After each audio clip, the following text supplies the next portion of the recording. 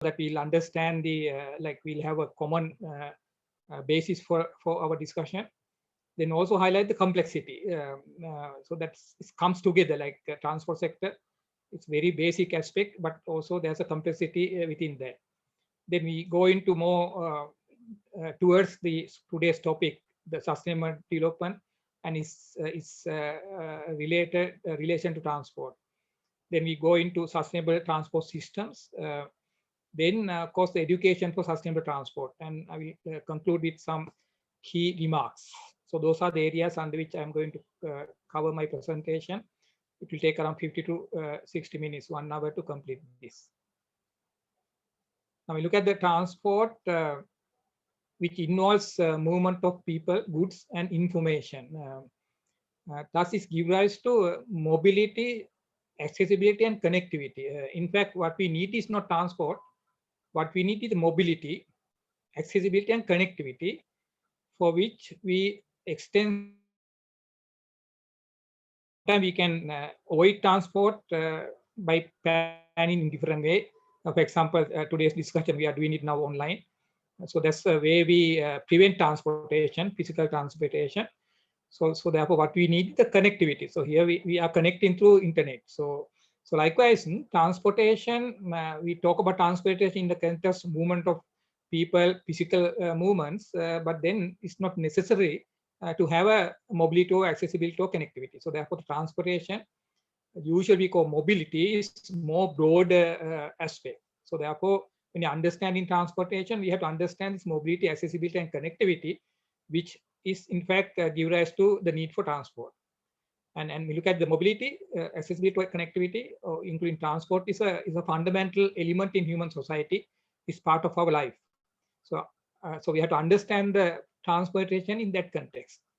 So when you look at the modern the economic processes, the development processes, these have been accompanied by a significant increase in transportation modes as well as activities, and enhancing in mobility. So therefore, there's a strong connection between the economic development and transportation. I will just show you a few examples. So this indicates for selected countries, the horizontal axis is the GDP per capita, that's the economic development.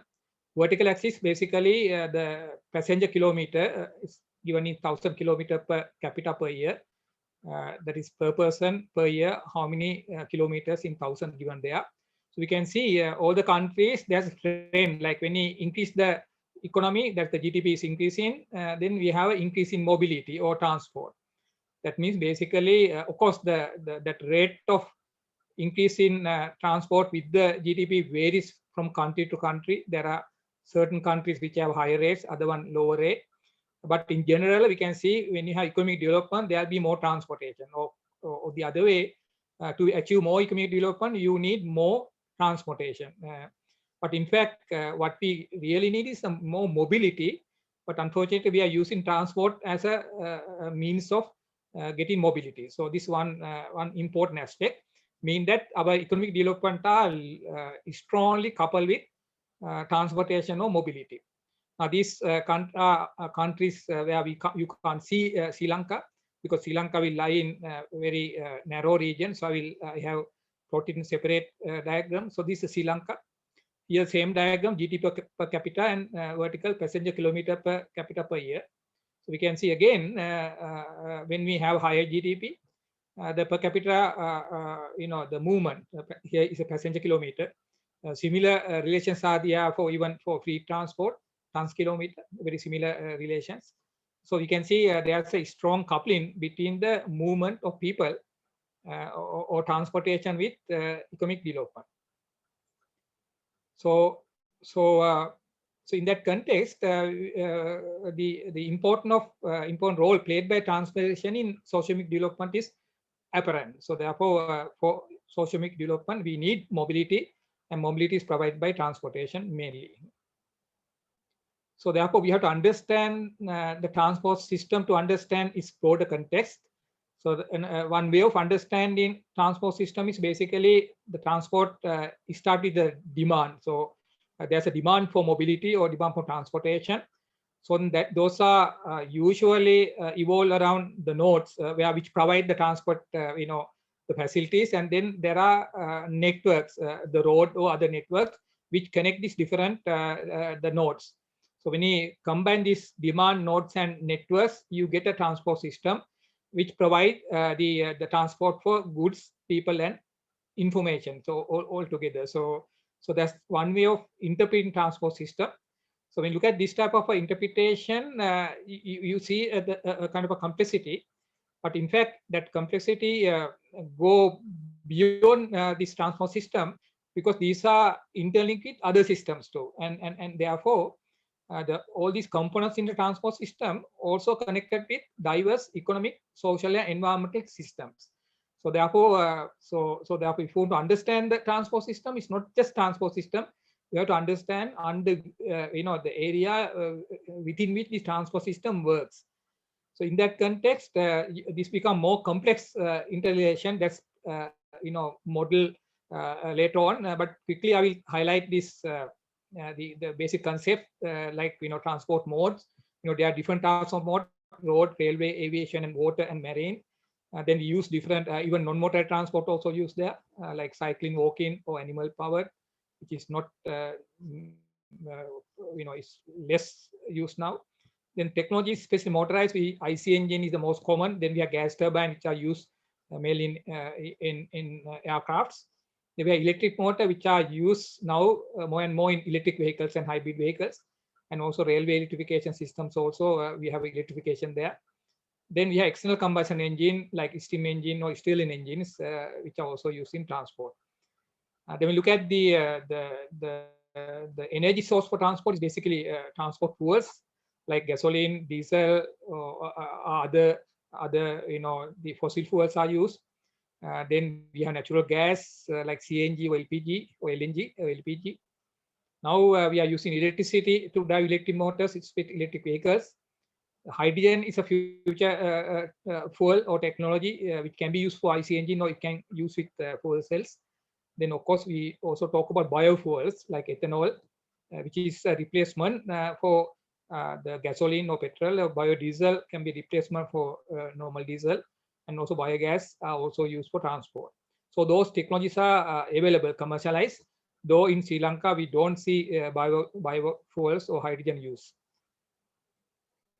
So when you look at the transport, I also indicate that there's a complexity there because transport work in a broader socioeconomic dimensions. So therefore it also connected to other economic sectors, as well as the broader context of the like society and environment. I will just show you a few information based on Sri Lankan context. This shows the historical growth of active vehicle fleet in Sri Lanka. These are the vehicle fleet which are operational on the road. So now I think today it's like 6 million. This data is given till 2018. So now this data indicate not only the vehicles, but also it indicate how the vehicle use has been evolved over the time. That will provide information for us to plan for the future or understand the transport sector. So that is not just numbers, but it indicates the character in our transport sector. So here we can see that two-wheelers, three-wheelers, and cars contribute to more than 80% of our vehicle fleet. So that's these are small vehicles that also reflect in kind of a less efficiency in the transport sector. So we can go into a bit more detail by analyzing further in terms of the number of vehicles that's shown in the first diagram. Active vehicle fleet in say 5 million, out of that 55% are motorcycle, three-wheelers 20%, motor cars like 12%. So I said altogether it's more than 80%. The balance is provided by others. But when you look at the transport service provided by the vehicles, that's basically when you look at the passenger kilometer, we had around 200 billion passenger kilometer in 2018 approximately, which basically around 43% provided by buses. See here, the only 1.08% of buses provide the mobility for 43%. So that itself sees the kind of a pathetic situation in Sri Lanka that the 80% of the vehicles provide less than maybe 50% of the mobility. So therefore we have to think rationally when we take in the policy decision. So therefore this data provide us or any person to understand better or to comprehend better the transport sector. Another diagram I just show there is the growth of the transport sector and this impact on other areas. We have already seen its impact on economy. This also indicate here. So this is shows the historical development of the transport sector. This ash color line shows the number of vehicles. I said that in 2018 when beyond 5 million. So this ash line. This the blue line is the GDP per capita. We can see therefore a number of vehicles and GDP per capita are strongly linked. So we can see how the economy is driven by vehicles. Then we can also look at the passenger kilometer, which also increase with the number of vehicles as well as GDP. But more importantly, now this last red line shows a passenger kilometer per vehicle normalized to 2000 value. We can see over the years, in Sri Lanka, when we look at the number of vehicles, there's increased. Passenger kilometers also increased, but the passenger kilometer per vehicle, that is a vehicle, supporting the mobility, is coming down. Meaning that we are now going, less efficient, direction, because we are moving from mass transport like public transport to individual transport. So this trend is a negative, indicator to when you look at the development. Although we have GDP growth, this particular red line indicate that our transport sector is not growing in that context. There's no there's a growth in vehicles, or there's a growth in passenger kilometer, but there's no growth in sustainability or growth in efficiency. So this is another good indicator for us to understand our transport sector, because we feel that the issue of the transport sector, these are the numbers which indicate what's the directions we are moving. So therefore this indicate we need rational changes in our policy making to reverse this trend. We have to have this red line going upward direction, which indicate the more resource efficiency. This another one which indicate the fuel consumption in transport. Both diesel and petrol are shown here. Now here it's not only of course we can see there's an increase in fuel consumption that is basically impact on energy sector. Of course that also impact on economy also, because we import all this fuel from foreign countries. So there's a adverse impact on our this economy. But then of course we can also see this trend. Now here we can see initially there's a growth in diesel consumption. Then there's a kind of a decrease in the rate, and earlier when the diesel consumption is going up, the petrol consumption rate is quite low. But now when the diesel consumption went down, we can see there's an increase in petrol consumption, because diesel consumption are basically linked to the mass public transport as well as good transport. Petrol vehicles or consumption are linked to basically passenger transport by two-wheelers, three-wheelers, and cars. So we can see, therefore, again the negative trend that we are moving more towards motorized transport, small passenger individual vehicles that will have a very negative impact, adverse impact on the whole economy, which will have a challenges in even sustained development. So I will come back to that one later on when we talk about sustainable development and transport. So then these are based some examples from Sri Lanka. So we can see that not only Sri Lanka, this is very common in all over the world, especially for developing countries. Therefore, the dependence of energy sector on fossil fuels has led to much spoken issues such as resource depletion one side, and also environment degradation because we use combustion for energy generation through fossil fuel.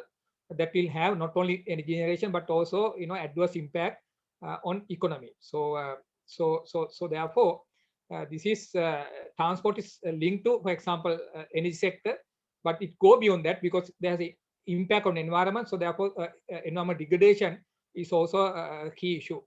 Therefore, the transport sector is interconnected with many other sectors which have adverse range of adverse impacts. So that's so therefore, when you look at this complexity, it's go beyond even this environment or energy. Another aspect is basically when you look at the like the mobility, as I said earlier, the demand for mobility basically is required for development, but then usually Sri Lanka or any country, they get the mobility through motorization or transportation, which use petroleum. So we know with that we have the direct cost and also indirect cost, and especially we have external costs, beared by the society, especially through environmental impacts. These costs are not usually considered in economic evaluation or decision making. We usually consider these internal or direct costs. So that will have a very since we don't have information on external costs, the decision we make based on the facts we have are usually not rational, because we are dependent on only partial cost estimation. For just example, this just one indicator. Now this indicate that different cost element, like what you call life cycle costing of a car. This is basically calculated in 2007.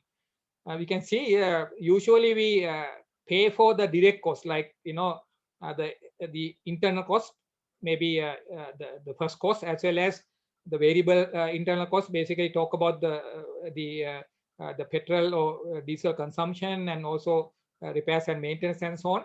But then when you look at the overall costing, when you include the externalities, including the social and environmental impacts, that will have more than 1/3 of the total cost. But these costs are usually not captured in our decision making. So therefore, in the transport sector, the way we take the decisions are not supportive for especially sustainability. So therefore, that's why we need transformational change or new way of handling transport sector or analyzing the transport sector.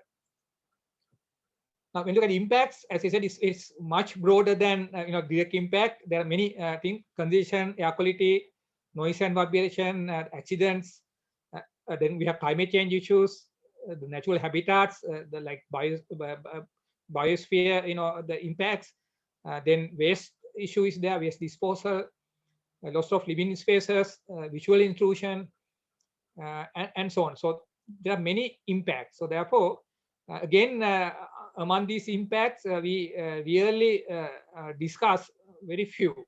Many of the impacts are, although we know that there are impacts, we don't have tools to, we don't have data or information to analyze it. We don't have tools to do that. So therefore, unless we do that, then you don't understand the transport sector properly. So therefore, if you want to understand the transport sector properly, we have to understand these concepts also, at least qualitatively. Of course, quantitative thing may be difficult, but it's required. But then at least understanding should be there. So these areas. So therefore, when you talk about even the transport sector education, we have to look at which areas we want to prioritize within the educational plan or a particular target group. So you can't teach everything, but then you have to understand these areas are also important.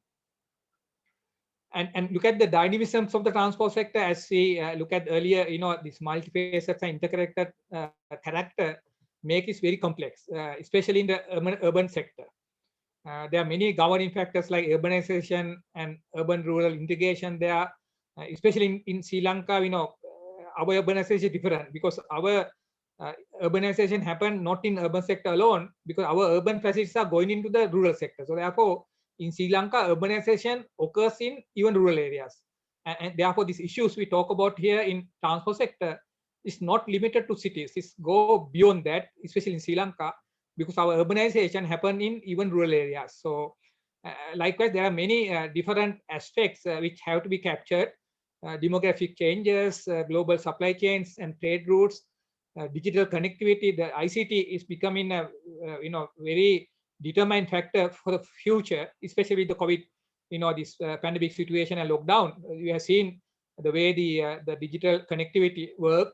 So that's another area of intervention we can see.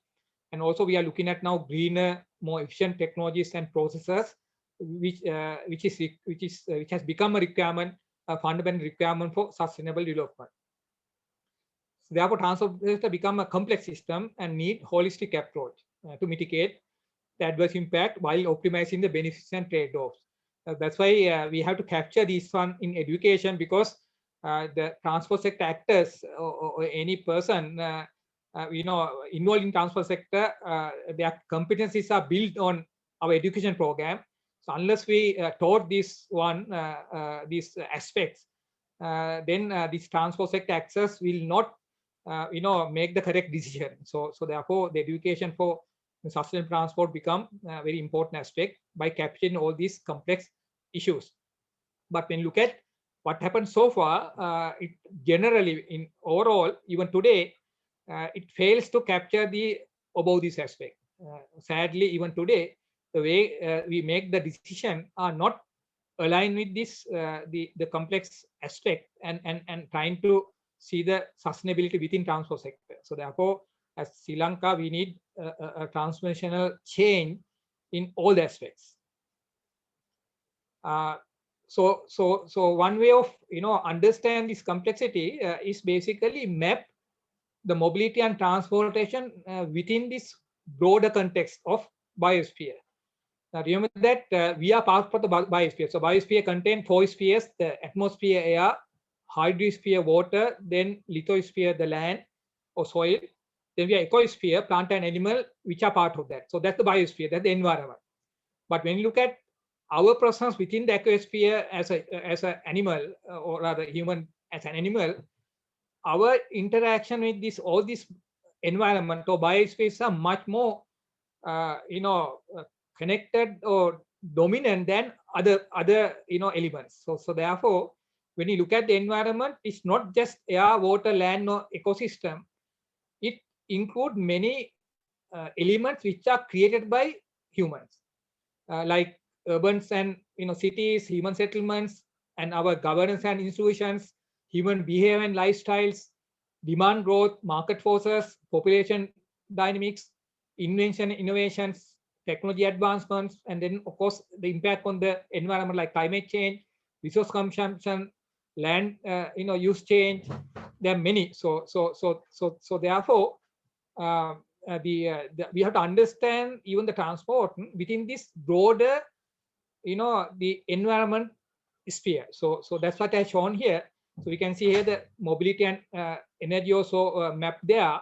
So therefore, it's not just transport alone. It linked to energy. It linked to many other areas. So therefore, the transport is a much broader subject. So when you look at these elements, transport is not just technical area. It's become much broader. Any discipline, any education, from early childhood education to university or school, this transport become a education area to be look at. So therefore, our education transport sector or sustainable transport is not just for universities. It should be a part of our what you call the lifestyle, skills.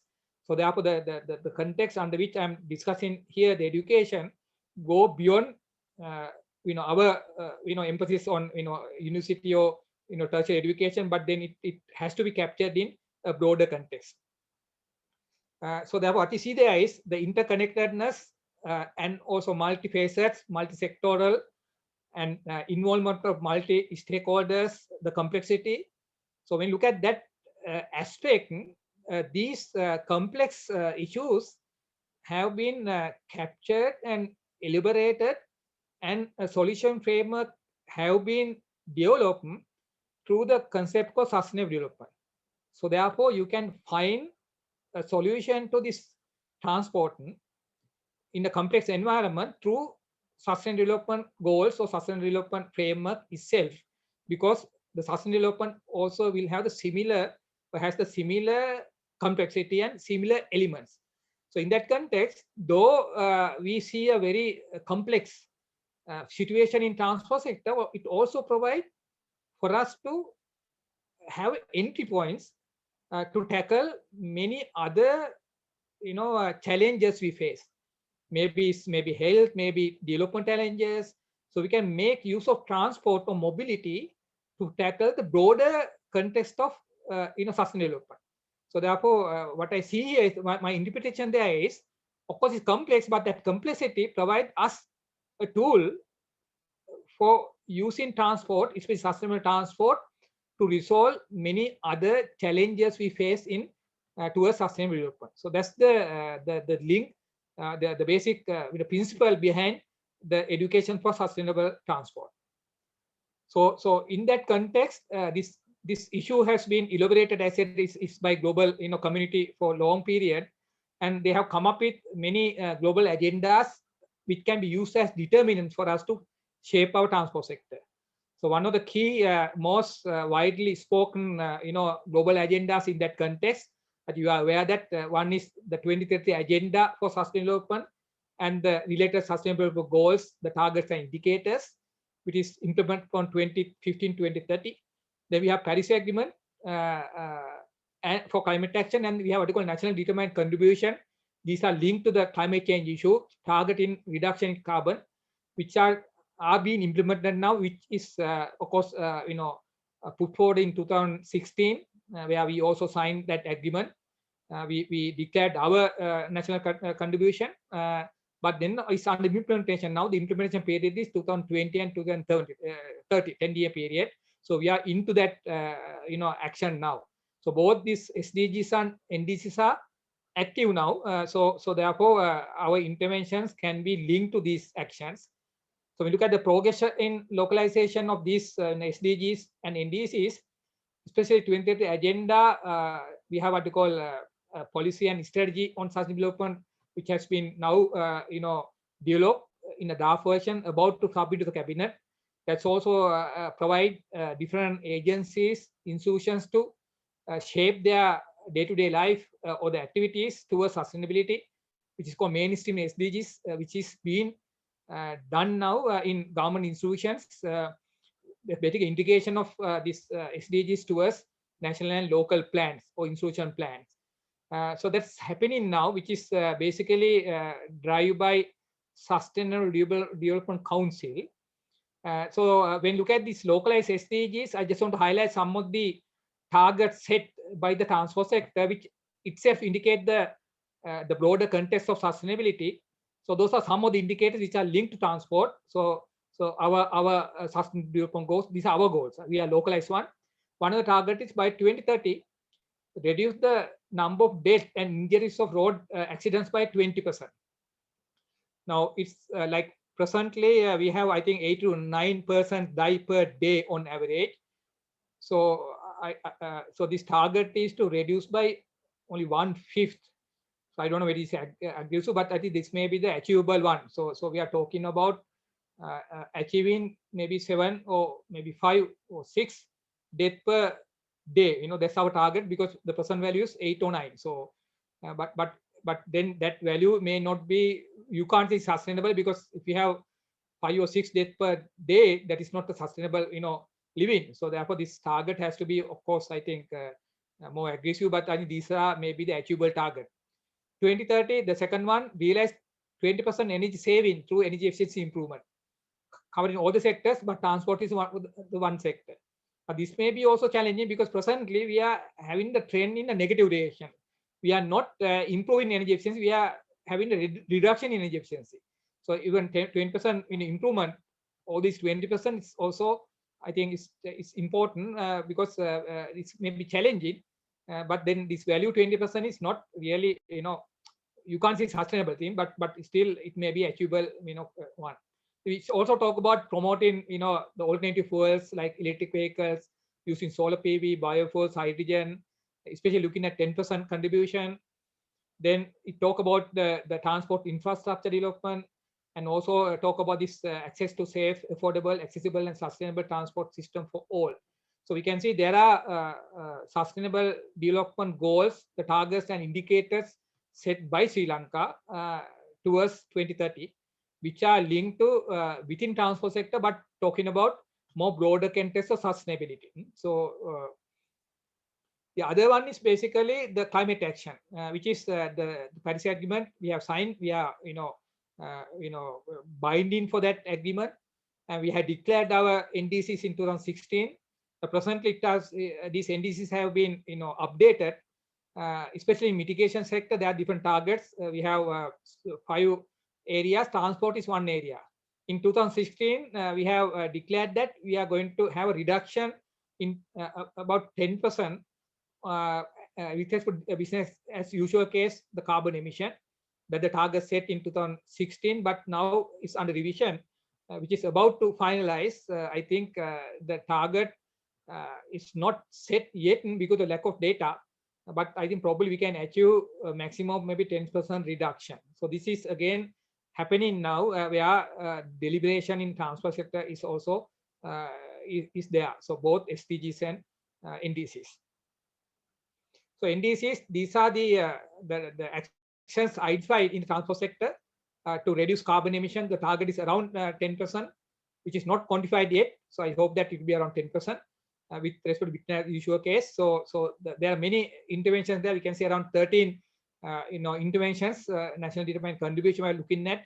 Each will have certain contribution. Total contribution will be around 10% reduction.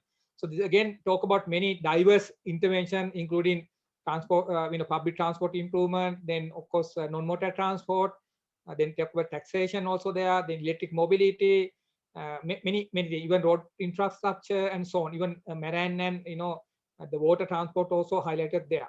So therefore we have some policy directions for transport sector, but still the activities in that one is not in place yet, but at least we have some policy directions.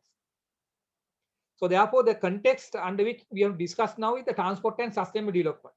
So we are trying to capture transport within sustainability. So then only we can understand this sustainable transport system. So therefore, first I want to interpret transport as a part of SDGs.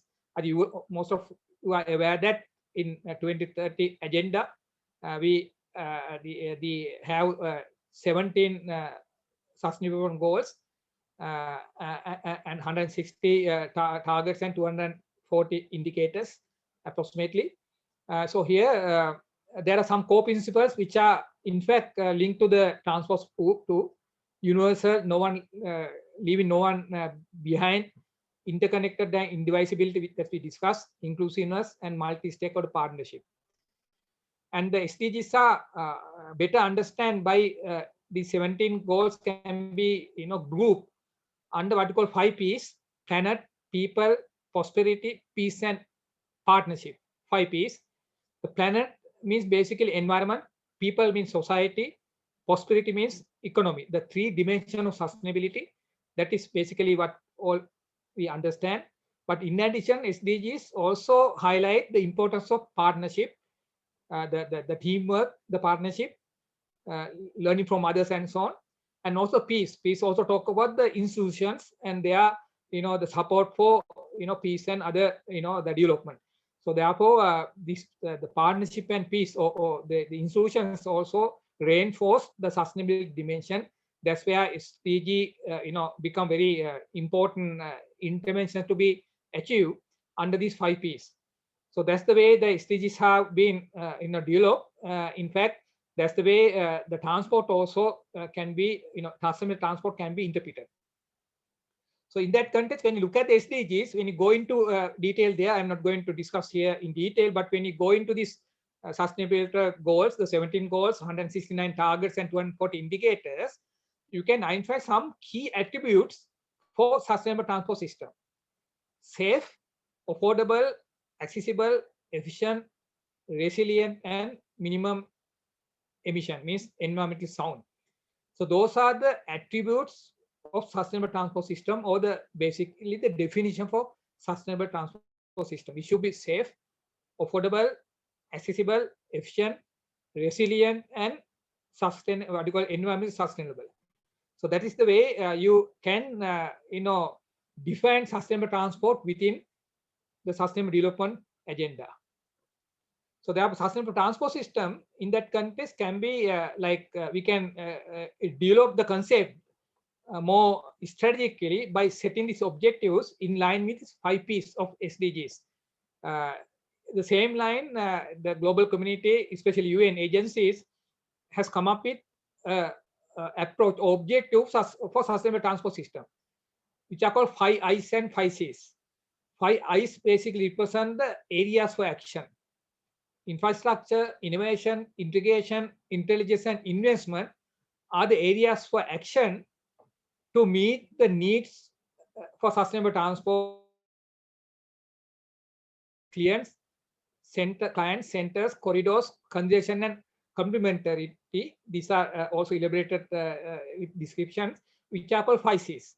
So therefore, in line with SDGs, the way you define or try to define the sustainable transport system is by implementing activities through these 5 I's and achieving the needs through 5 C's.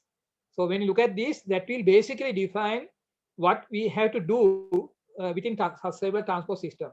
So we look at this aspect, we can see the broader context of sustainable transport system, which go beyond the technical areas. There are many other, disciplines and other sectors get involved. So therefore, the sustainable transport is not just an area for engineering or technology. It go beyond that. It go for any profession, any part of the society. One or the other, these elements will be applicable. So therefore, you can define strategies for sustainable transport system. These are well elaborated for even before 2015 when this SDGs came up. This aspect have been identified. But with the SDGs, sustainable development goals, now these have been group and framework or rather arranged in more logical way.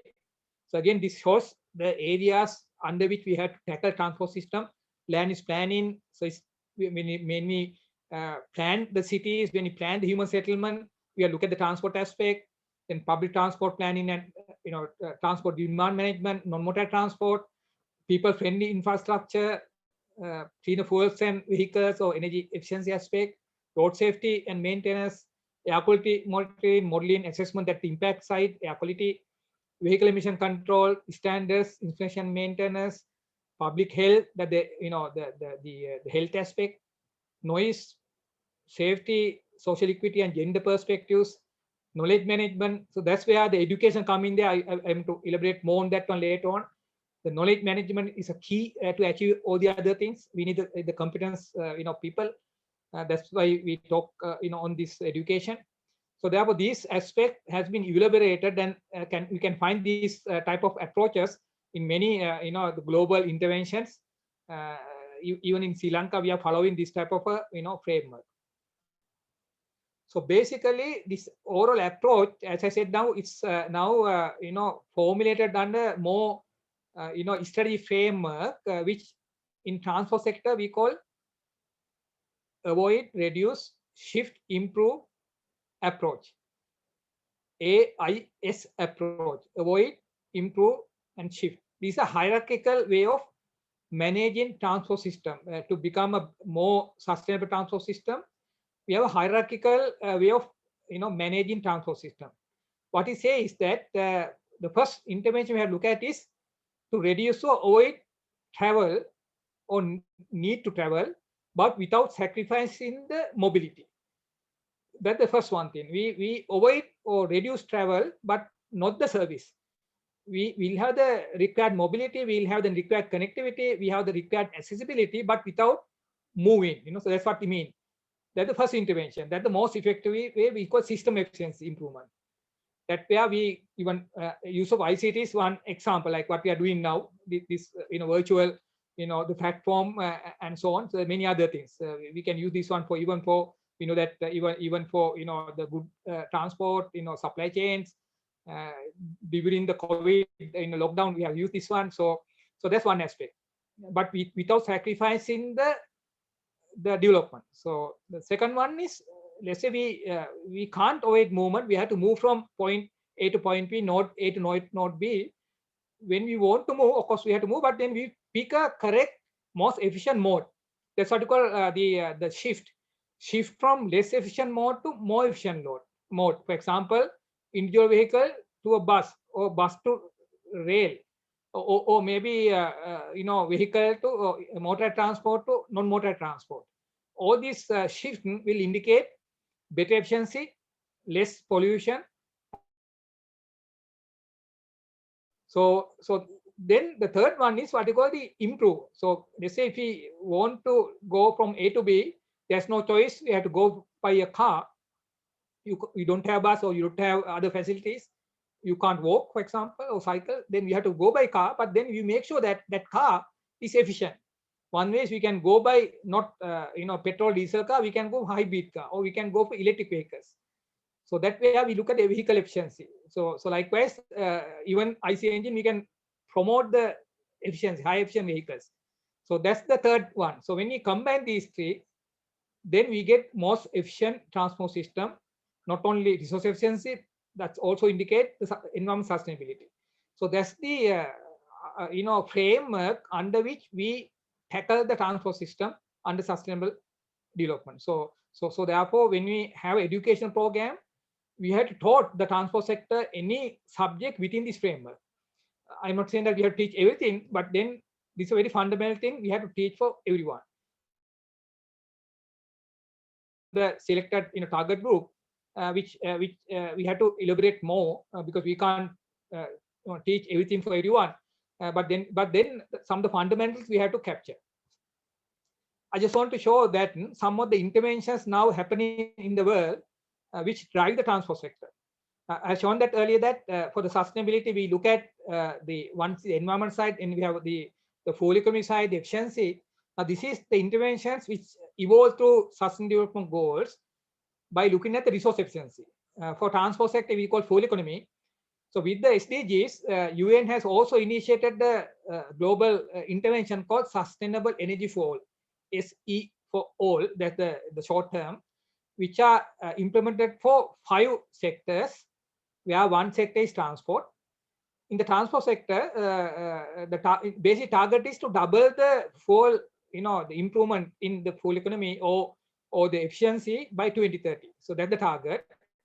In the transport sector, which is basically this, the approach is elaborated by an agency called Global Fuel Economy Initiative, and which is also linked to a center called the Copenhagen Center for Energy Efficiency, C2E2.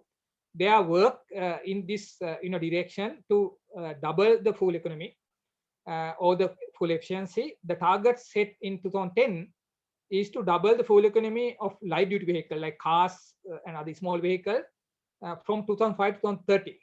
For example, the average fuel economy of a vehicle, a new vehicle we had in 2005, it is 8 liters per 100 kilometers. To drive 100 kilometers, it needs 8 liters. The target set for 2030 is 4, half of that. So that's the target. But presently, the target has not been achieved so far. So we have more aggressive target, and especially with the COVID situation, this target is becoming more and more difficult. So therefore, now these targets are set for carbon emission and also targeting this the limit to limit the global warming, meaning that we are going to have more issues in the future in terms of climate change, because transport sector and also other sectors, we are not achieving what we need. So therefore, for example, carbon emission, we had 180 gram per kilometer in 2005. The target is 90. We can see still we are not reaching that one. So there are more aggressive targets now are being set. Now this is set in 2015, but now we have more aggressive targets just before the COVID. They have come up with more aggressive targets. Now we look at these targets now because of the Paris Agreement. This target for climate change, it requires to limit the the temperature increase below 2 degrees centigrade for our survival for human society. We need 65% of reduction of the carbon emission in the transport sector.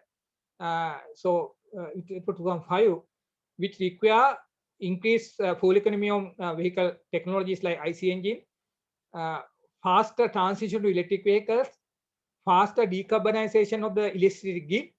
If the grid is high carbon, then there's no gain in electric vehicles, and also additional avoid and shift measures. For example, non-motor transport and so on, and also public transport.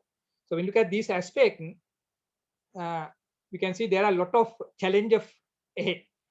And it shows that, in fact, to achieve the target by 2050, we have to decrease the carbon emission in our grid by 90%, meaning that most of the energy generation by 2050 should be from renewable energy. But when you look at there's a tendency, but then that is not aggressive enough to reach that.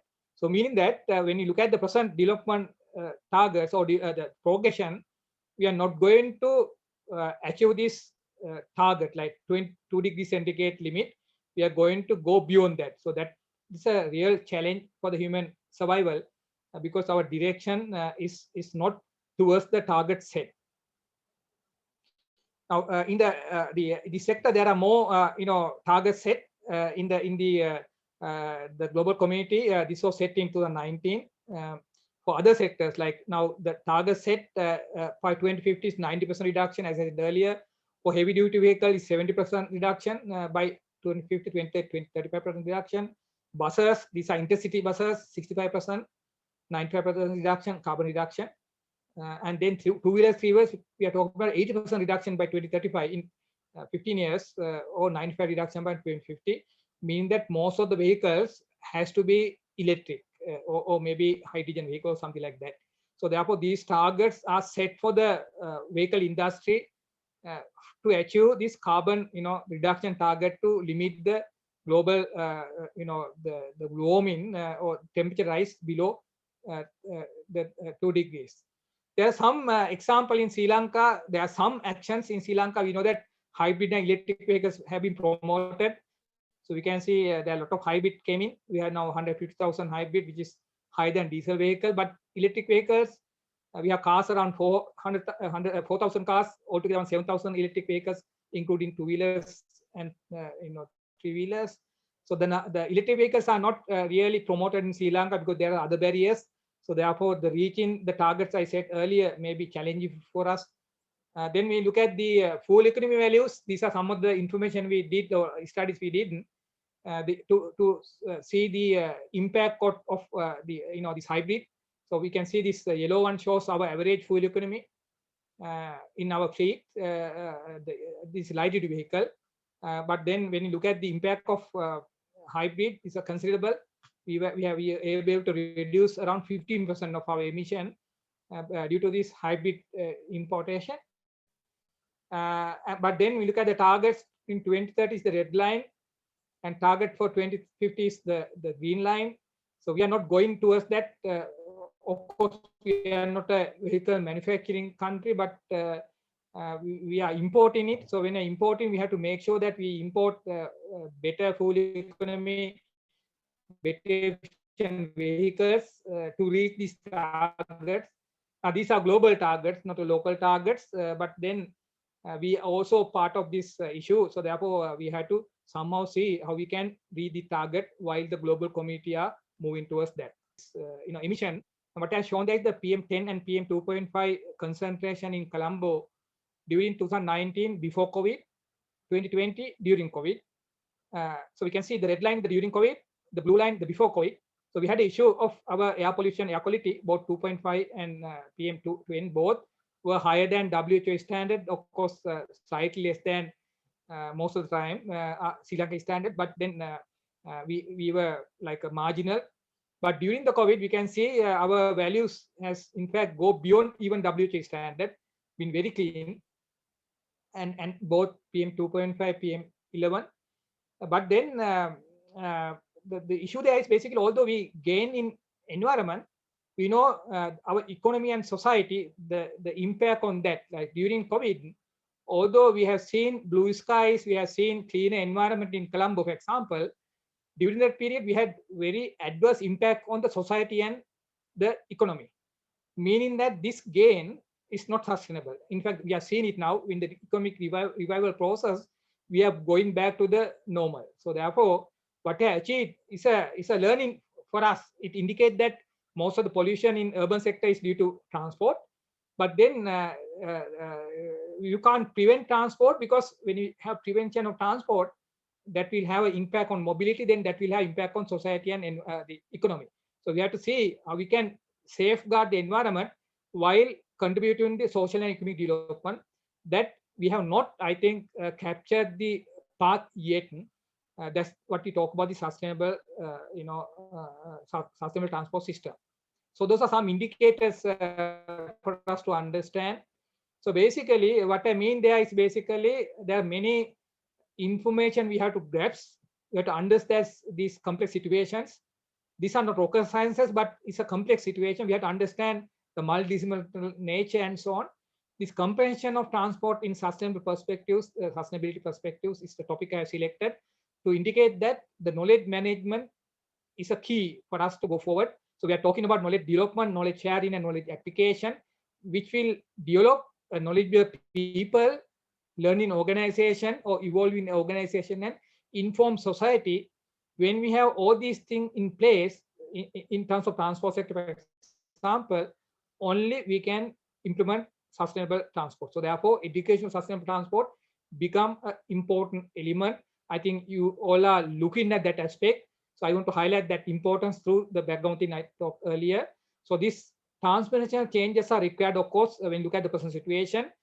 That means that we have to use variety of new tools, skills, knowledge, information, learning environment, of course, all the levels of education, not only universities, not only technical colleges, it's cutting across all the levels of education. That's the way we have to develop the education of sustainable transport. Of course, the university or tertiary education will be one of the key, but that's not sufficient to cater for this issue. So the issue there basically, when you look at that aspect in Sri Lanka, probably most of we are aware that we don't have data and information in transport. Very rarely we get complete data, almost nil. Sometimes we get data, but those are not quality assured. So you can't generate any information there. So therefore, many things we need to do: policy making, regulation making, or invention or research development. Anything we want to do need data, but in Sri Lanka we don't have data, we don't have information to do that. So that's one of the issue. Secondly, the competencies. We need competent people. I said earlier also, we need different type of competencies. We need cognitive, functional, attitudinal competencies, which has to be developed through education. That's the role of education. So therefore, when you develop your education plan, we have to address these competencies. We have to develop your curricula, your learning methods, the examination, everything in that line. Learning to know, learning to do, and learning to be are the competencies required by all people, especially the actors in transport. But not only them, even the general public who are using transport mode should also have some level of competencies, knowledge, and so on to tackle this situation.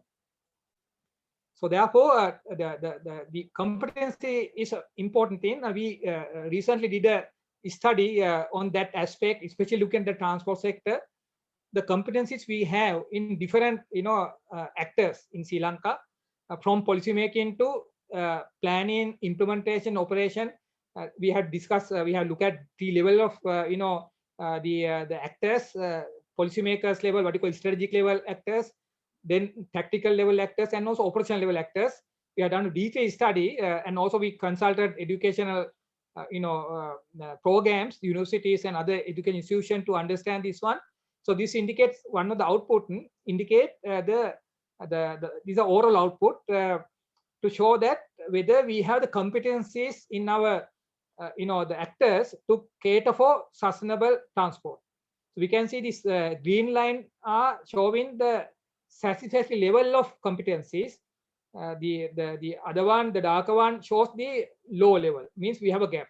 So we can see policy making and planning, we are quite okay. So we have good policies, we have good planning. When you look at implementation or operation, we can see we have very weak comparatively. So therefore, on the ground implementation of transport in general and sustainable transport in particular, we don't have capacity, mean that we have urgent need to build that capacity. So the overall, we can see here, we have 50-50. So we have a considerable area for improvement. This is the overall thing.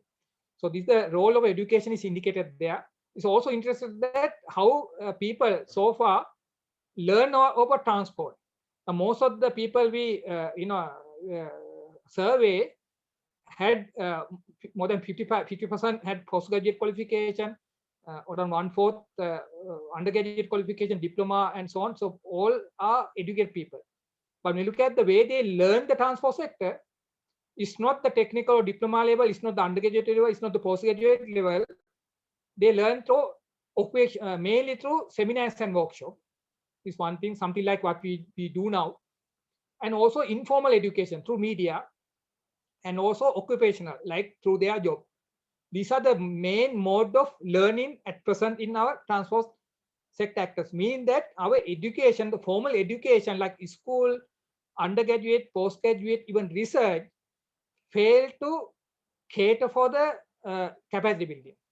That indicate the need for education program, maybe school, undergraduate, even postgraduate, even research, more on mobility and transport for us to cater for this, sustainable development in transport. So therefore, I think this discussion, I think it's a very key, I think timely one, because all of you are looking at, I think, educational areas.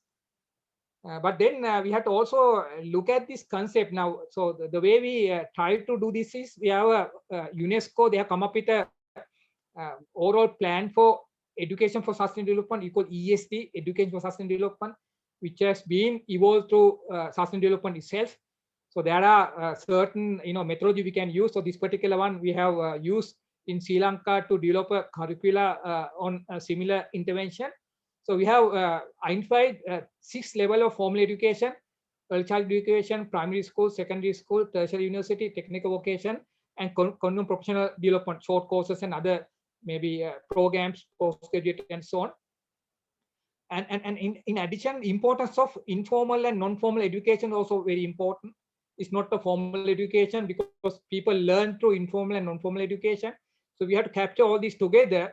So we propose here basically, develop a curriculum by looking at this broader context, involving informal and non-formal education as a part of a formal education. When you develop a formal education program, let's say university, we have to see how you can use informal and non-formal education to facilitate, to enhance, to complement, to supplement the formal education. That's the only way we can teach sustainability concept within transport transport education. So that's the basis. So when you especially look at the tertiary and university, I think most of you are from that, you can come up with a more the sound planning there, a curriculum framework. This is again, we develop this type of approach for general education for sustainable development. I said that there are 3 competency levels: cognitive competency, learning to know; methodological competency or skill, learning to do; attitudinal competency, learning to be. All are important. We have to identify some corporate competencies. We have developed this one in your maybe a degree program, your courses, your short course. Identify these 3 levels of competencies. These categories, we can have more. Usually these competencies are further divided into 3 each. So we have 3 cognitive competencies, 3 methodological competencies, and 3 attitudinal competencies to have a very comprehensive education program. Then also we look at the program outcome. You develop the program, the core competencies to tackle program outcome. This for the overall education program. For a particular module, for a particular course, you can develop under this one also you can identify what are the topics for the thematic areas for sustainable transport. I'll show you very briefly what are the topics we can have. So those topics we can identify. There are 20-30 topics under which we can select certain topics for your education program. So then what you do there is basically select a particular module, let's say 1 credit, 2 credits, or maybe just a topic in a given module. So then we identify the this is a subject. Then we identify the topics. Then we look at through the core competencies. We look at specific competencies for that particular subject, which are linked to the core competencies. Then for the learning outcome for the subject, we know that any curricula we have learning outcomes. We align the learning outcome for program outcomes. That's we do the curriculum mapping. So when you have this overall approach, these core competencies and program outcomes, so you set for a particular module competencies, maybe few, learning outcomes few, to cater for these competencies. So that's the way we develop a module. So I'm not going to go into detail there. I just want to show you that you can come up with relevant core competencies under cognitive, functional, or attitudinal competencies. They are described here, so that you can develop your course through these competencies. So you develop these competencies through the delivery of the program. And also you can identify many thematic areas. I have highlighted around 30 areas here. These are basically linked to transport and sustainable development or sustainable transport system. Development of mobility and transport, historical change of mobility and traffic, environment dimension of transportation, maybe mega cities. There are many things we talk about. Sustainable transport infrastructure, non-motor transport, mass transit options, intelligent transport system, then even intermodal transport, eco driving, many other things. So you can identify very broader content, even consumer rights and responsibilities, life cycle assessment, all are linked to transport. So then these are the broader context topics. You identify some of the key topics for you to develop your module. So that's the way we usually develop a module. And then to suit a particular degree program, particular short course, we can come up with a particular target group. You can come up with a module to suit with your final output. So that's the way you can develop it. And basically, in conclusion, I want to highlight that this type of broad approach can be used in education program where you don't need to teach transport as a separate subject. Here, mainly, we are talking about integrating the transport concept within the education program.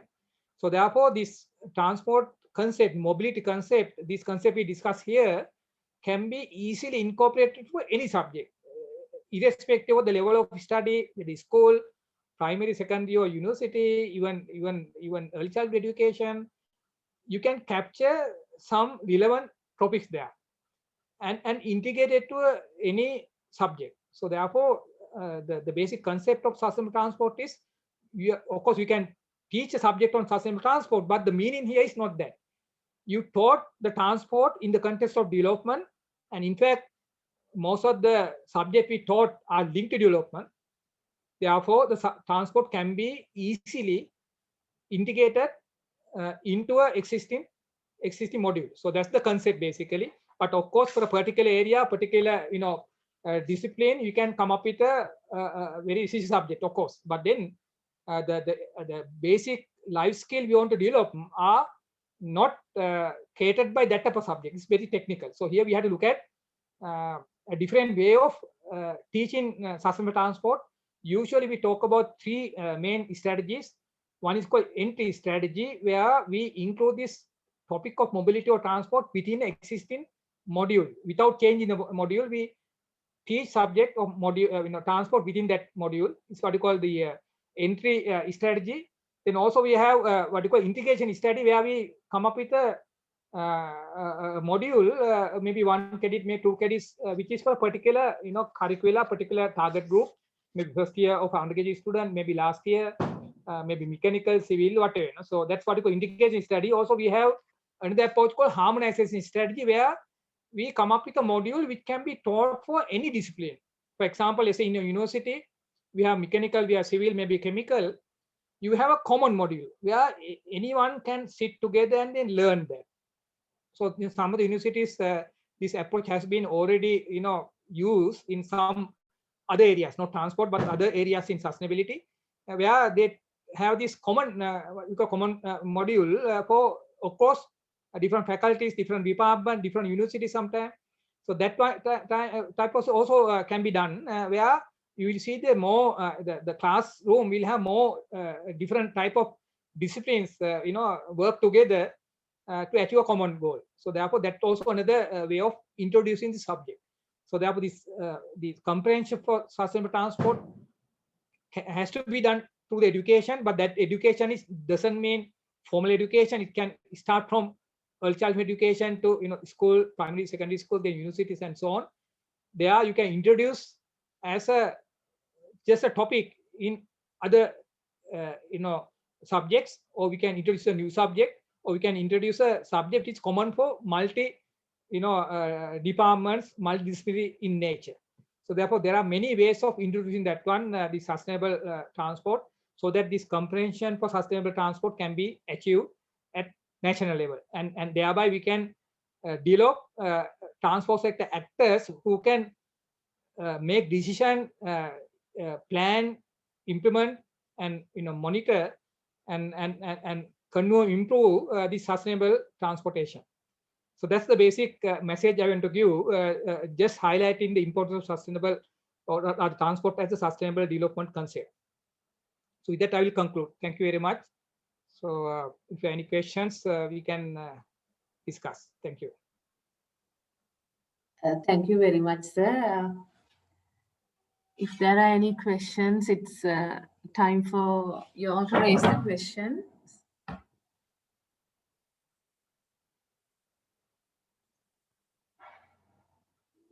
So I have one question now. So in BRO, in Sri Lanka, it's only the measurement is PM value, right? Particulate matter, not only the other things like sulfur dioxide and any other things. Miss Doctor, we have several level of measuring. Sri Lanka, we have very sophisticated air quality monitoring stations. Probably can remember that we had one long time. We had this fourth station. We had this CA1 station. But now in Sri Lanka, we have around 4 such stations. One in there are 2 in Colombo, station one in Central Environment Authority. So those stations can measure or are measuring multiple pollutants. PM10 and PM2.5 are the ones usually we use to communicate information, but we use also measure SOx, NOx, ozone, other pollutants. So those are the sophisticated monitoring stations. So we have one in Colombo that is in CA premises, a fixed station. The same model is there in Kandy in the bus station. Again, it's measured the same thing. It's a very sophisticated one. The second one, then we have mobile stations. One with they have placed that one in CMC, Colombo Municipal Council. They are measuring there, but it can move. It's in a vehicle, same equipment but mobile. ITI also they have mobile station. They are also monitoring all over the country. Presently, they are mainly monitoring air pollution around the coal power plant because the CB has to monitor the air quality level around the coal power plant, and they have hired. They have outsourced this activity for ITI, so they take this measurement regularly. But then they do the measurements other places also. So therefore, we have a few high quality ones. These can measure multiple sources. But in addition, there are some individual organization, some embassies, probably have seen those. They measure few like PM10 and PM2.5 are very common. But there are a few others. They also measure SOx and NOx and so on. But then again, there are some plan to brought down a few more air quality measuring stations, around 3 to the country, and also CB they are planning to buy 3 more to monitor the air quality around coal power plant. That will be installed around coal power plant, not here. But the other one will be probably procured by Ministry of Environment, will be given for some of the institutions like ITI, CA, and NBRO to do this monitoring. So in addition, NBRO they also do passive sampling, which is very simpler, less accurate, but sufficient enough to understand the issue. So they do this analysis for multiple cities that complement this the complex, the more sophisticated, more accurate data. So therefore, the presently NBRO, ITI, and CEA are the government agencies who are doing a considerable air quality measuring. Okay. Thank you very much, sir. Any other questions from the participants? So what are the mitigation measures which have been taken to improve the air quality so far? We have a action plan called Clean Air Action Plan, which is in fact first developed before like 1990s. We had the first one called Clean Air Action Plan 2000, then 2007, then 2015. Person now is called Clean Air 2025 Action Plan. So that elaborate many interventions for air quality monitoring. Number one intervention is the vehicle emission control. So they are one of the actions we have taken. Probably have seen there is this vehicle emission testing program. It's only one activity. There are indicated other activities there which has not happened that way. We are waiting for that. For example, fuel quality improvement. Then we have cleaner vehicles one, and then also we have some program on what you call this vehicle scrappage program. Very old vehicle which cannot be repaired to good air quality level, we have to scrap it. Then there are capacity building program, awareness program. There are many other programs has to happen, but this has not happened the way we require. But then there are other interventions. There are many other areas. For example, probably you are aware that there's a new regulations published by CA to control the pollution from all the other sources. We call stationary sources emission standard, which has been gazetted now, and they are trying to implement now, which cover all the stationary sources, all the different equipment, all the pollutants, even open burning. So the regulations there is gazetted, is formalized or regularized. Only thing is we don't have capacity to enforce it. Partly for CA, there are competencies of the staff, the equipment to monitor is is not sufficient. Secondly, when we implement that one, there will be impact on the industry because they should have the capacity to improve the pollution levels and so on. But then our technology, our capacity, our economy is not that level. So we want to see a kind of a progressive, what do you call this, to enforce this by stage wise. That type of plan has not been happened yet. So we have a regulation not implemented, but vehicle regulation has been implemented. Probably it's not monitored properly. So we have a issue there. So therefore, for the last 3-4 years, we have seen even for the vehicle emission testing program, there's a deterioration there, and also the implementation of the station sources is also not there. In addition, there are other things like, for example, we have one activity going for the ozone depletion. There's a activity going on now. Then also chemical, pollution, hazardous pollution, and there's another activity going for. Recently, there's a study just completed for hospital. Basically, this healthcare waste management, and there'll be some activities coming up there. So there are some activities going on, which are basically handled by Ministry of Environment, and also some agencies like Ministry of Health. They are looking at this the hospital waste management and so on. So there's some progression, but still, I mean, look at the air quality level, especially some like we are talking about few pollutants, but there are other pollutants like heavy metals, asbestos, maybe mercury. There are many other hazardous pollutants which are not properly monitored. So therefore, we don't know because most of the pollutants are not visible. So therefore, even clean air is not visible, and there are pollutants which are not possible. Most of the pollutants. So therefore, by seeing a clean environment, we don't it's not really you can't say it's clean unless you measure it. So therefore we have a gap there. So especially in air quality, we have a serious issue because most of these I think chemicals like mosquito coil, and then this incense we use, perfumes, many other things we use are very hazardous. So there are health impacts. So but we don't monitor that. So and we don't have data. So there are some limited studies, but those are not sufficient. So therefore, that's why we have now a development of an India quality guideline about to publish. So that will have some. It's not a regulation, but a guideline for the community to understand how to manage this India pollution. So there's some activities. Yeah. Thank you. Thank you, sir. Is there any improvement in the air quality after introducing this emission testing certificate? Yeah, we have been in fact, we had limited data, so we have been monitoring PM10 and PM 2.5 for a long period, and especially we launched this program in 2008. That's in Western Province, and it took around 3-4 years to implement the whole country. In 2011 and 2012, the whole country was covered. So when you look at the air quality in Colombo, especially, we have seen the decrease in PM level even with increase in traffic. So that indicate that, and also when we have in fact,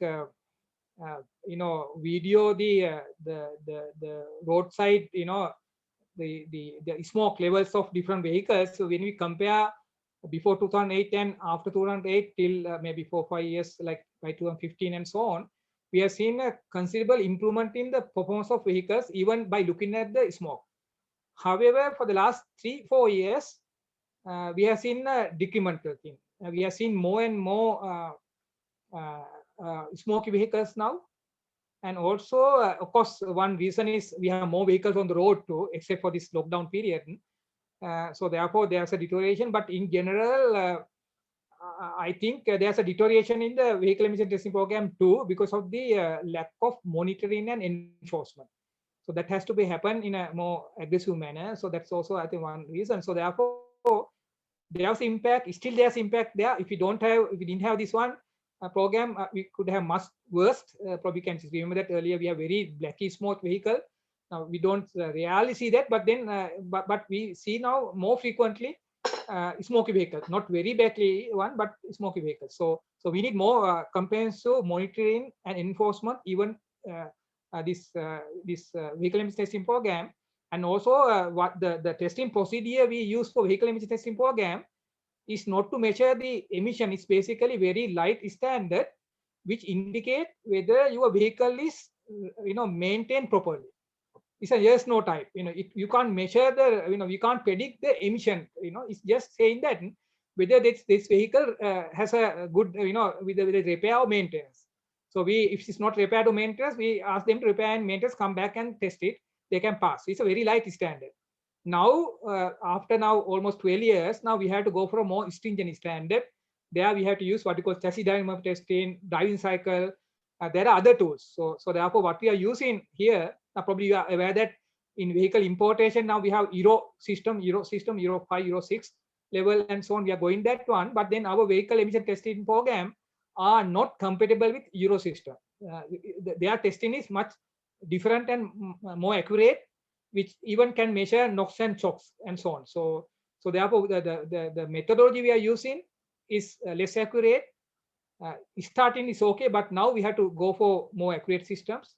But then secondly, even we need even for present one, we need more regulatory system or the enforcement. So we need improvement for our vehicle emission testing program that level, and also we need education awareness. There are many other capacity building program also there. Also we have to accredit garages. That's also we develop accreditation procedure.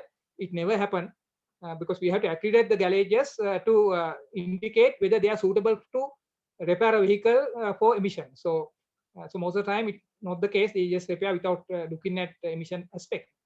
So therefore, the accreditation of garages is also part of that capacity building. Then we have to have education program, licensing of testing, technicians, all are there, but nothing has happened as part of the program. Only what we have is presently 2 companies doing the testing. So that's there are people doing it, but not the supportive system.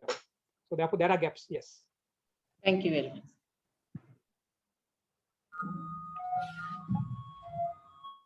So there's another question in the chat box. Right. Let me see.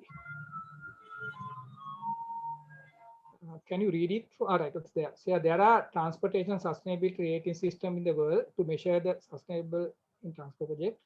But the drawback that can be seen in them is these rating systems are very much subjective. Is it possible to develop a rating system by eliminating that? Yes. Yeah, in fact, that's so that we have highlighted the key elements. In fact, we have developed when I was in Sustainable Development Authority, we developed that type of tools not only for transport, like buildings. Now it's already there now. Then transport systems, and then even for food products. Those concepts are there. As you said, those definitely even sustainable development goals are global one. We have localized it. So similarly, any these indicators are global one, and they have the framework. So we can adapt it. First things we had localized in terms of the indicators and also the methodology.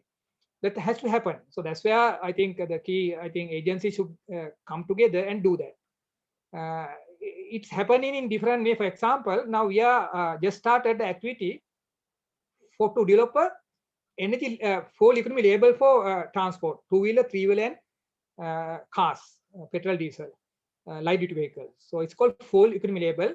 You know that we have a label for this CFL light the eco energy label. We have 5 stars, so that's the only appliance which has label so far, which is done by SLSI and Sustainable Energy Authority. They are preparing labels for few others. Next one would be, it's finalized now. It will come now within a couple of months for ceiling fans, energy label. Then pedestal fan and ceiling fan, smaller ceiling fans also under development. Then we have LED bulbs. We have a label. Then the refrigerator, there's a label developed, and so on. So there are some appliances. There's a roadmap for energy label. Now this energy label, we have a criteria. So we develop that criteria by looking at the global one and then adopt to the local context. Even ceiling fans, we have developed a criteria to give marks and then give the label. So therefore, this type of criteria indicators are very well known, common. But as you said, we have to adopt it. So therefore, it can be a maybe even research project. We can do that. There are in fact MScs and PhDs done for that. Very recently, there's one of our students in Motor University from civil department. He has developed energy, what do you call the indicator, what do you call this type of a rating system for sustainable public transport. So by looking at the safety, regulation, policy, all are there. So there's a tool now developed there, but these are basically research level. But then in order to make it formalized, we had to usually consult a government authority. For example, it's an energy related one, we have Sustainable Energy Authority. If it's a label, it's a SLSI, Sri Lanka Standard Institute, they can get involved in other agencies. For example, this vehicle, we call this energy label, where full economy label, there will be 5 stars there. So there we are going to work with the major agencies will be Sustainable Energy Authority, Sri Lanka Standard Institute, Department of Motor Traffic, and Ministry of Transport. They will get together, and there will be usually we appoint a national committee, a technical committee. They develop this criteria indicator. This indicator, the framework and also the rating system is developed by this national committee. So now we had this national committee for ceiling fan, then for the CFL, then for refrigerator, computer, laptop, LED. So all were done by committee, expert committee, comprising of all these experts as well as government agencies. So usually they work for around 6 months to 1 year to develop this rating system. So these are different rating systems, but presently we don't have a rating system established for transportation. So what I'm talking here is for vehicles. That is not the system, but the individual like appliance thing. So, but then probably aware that we have this, for industries, maybe commercial establishments, we have energy rating systems like green building and so on. So these are very similar. So, but these are adopted to the local context too. Yeah. So therefore, there's a requirement. So if you are interested in this one, probably you can do research and so on. There are a lot of deliberations are required, and during that process, we have to consult all these stakeholders to understand, to capture the key areas of intervention, and then also identify the indicators that also depend upon the data availability, because sometimes there are very sophisticated indicators, but we don't have data. So localization is important. So therefore, this sustainability index for transport projects, or maybe a particular subsystem, whatever, probably can come out that. Presently, in central bank, they have developed what they call are being developed called sustainable financing taxonomy. That is basically to understand whether a project, even transport project, is qualified for sustainable financing. So this is what they call sustainability finance taxonomy, which has this type of a indicator, looking at many areas. One is carbon emission, GHG emission. Other one is air quality, safety. All are there. You can, if you want, you can refer that one in Europe and other global financial agencies. They have this called sustainable financing taxonomy. That is looking at similar thing, projects, any project to qualify whether it's suitable for sustainable financing. They have this rating system. So they have to follow that rating system to get a mark, to get a pass to qualify for financing. So it's being developed for our financial institution by central bank. But then already this type of sustainable financing taxonomy with a rating system are there in Europe, for example. Yeah, thank you.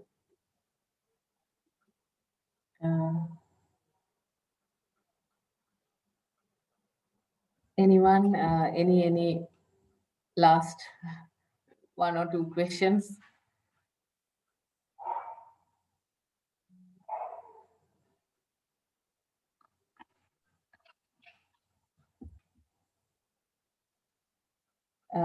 So in the absence of further questions, I would like to invite Dr. Tushar from University of Moratuwa to propose vote of thanks. Dr. Tushar. Thank you, Dr. Ilesha. I hope I'm audible. Dear sir, it was a privilege listening to your online lecture titled Comprehension of Transportation in Sustainability Perspectives. Thank you very much for your time. Thank you very much for the knowledge you shared with us. Further, I'd like to thank those who participated with the discussion. It completed the objective of ours. And I would like to acknowledge that this program is supported by Sri Lanka Association for Advancement of Science and the Open University Sri Lanka and EUSL Energy Project. While once again thanking all of you, I may forward few words about the EUSL Energy Project since it may not be familiar to most of you, unlike SLAS and the Open University. EUSL Energy Project is an European funded project where 4 Sri Lankan universities, including the Open University, and 2 European universities and 3 educational tech companies work together to build 100% online, stackable and affordable master degree in energy circular economy. And I once again, I thank you for Sir, Dr. Sugatapala, sir, for your valuable input. And also I thank all of the people attended in our session. Thank you very much, sir. Thank you all. Good night.